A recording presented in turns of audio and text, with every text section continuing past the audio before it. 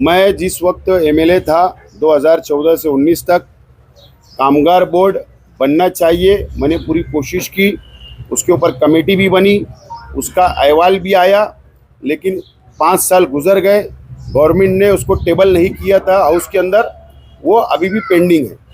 आज के एमएलए साहब की जिम्मेदारी थी कि उसको टेबल करवाते, उसको वापस उसके ऊपर जद्दोजहद करते, उन्होंने नहीं किया। मैंने पावरलूम मजदूर के साथ 122 ऐसे मजदूर है कैटेगरी के जो अलग अलग धंधे व्यापार से मजदूरी करते हैं, जुड़े हुए हैं, उन लोगों के लिए वादा किया हूं और मेरी कोशिश होगी ये तमाम ही मजदूर जो है पावरलूम मजदूर और अदर मजदूर, उनको इंसाफ मिले, उनको न्याय मिले और उनके लिए मैं काम करता रहूँगा। मैं पहले भी मेरे पॉलिसी क्लियर थी, आज भी पॉलिसी क्लियर है और इंशाल्लाह उनको नज़रअंदाज नहीं किया जाएगा।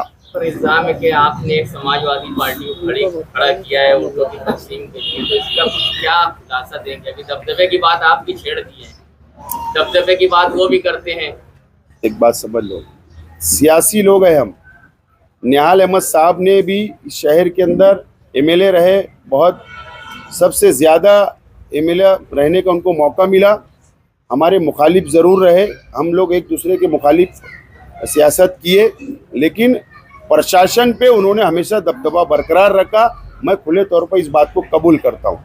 शेख रशीद साहब 10 साल थे, प्रशासन पे उनकी भी पकड़ रही, उनका भी दबदबा कायम रहा। मैं 5 साल एमएलए रहा, मैंने भी पूरी कोशिश की है शहर के अंदर दबदबा बरकरार रखने की, लेकिन शहर के एमएलए साहब मुफ्ती इस्माइल साहब, आज के एमएलए साहब का दबदबा मुकम्मल तौर पर ख़त्म हो गया है। ये पुलिस को भी साहब बोलते हैं, ये कलर को भी साहब बोलते हैं। आप देख लीजिए, एक गार्ड जो वॉचमैन होता है, जो गार्ड होता है, उनको रोक देता है। ये हालत ये शहर की हो गई है। तो बिल्कुल सही बात है कि दबदबा खत्म हो गया, इसलिए मैंने इस बात को रिपीट किया।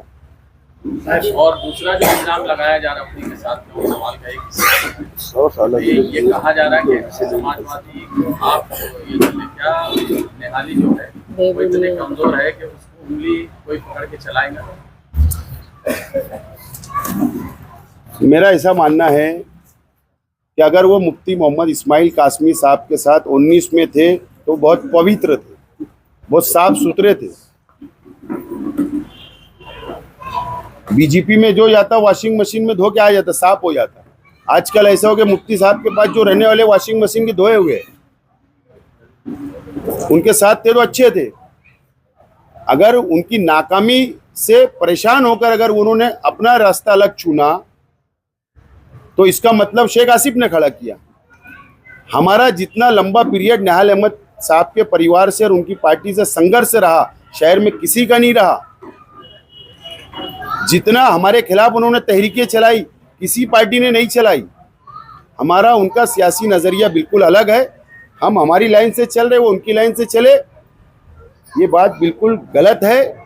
और मुफ्ती मोहम्मद इस्माइल कासमी साहब को शहर की आवाम के सामने इलेक्शन के स्टेज से काम बताना कि मैंने 5 साल ये किया, ये रास्ते से भटक कर आवाम को गुमराह करने के लिए ऐसा स्टेटमेंट कर रहे हैं। आने के बाद शायद क्या भूमिका रहेगी आपकी? अगर ये सत्ता आती, जो भी सत्ता आती है, आपकी क्या भूमिका रहेगी इसके साथ? ये हरा झंडा लेके जाऊंगा नंदा। ऐसा है, पहले नतीजे आने दो।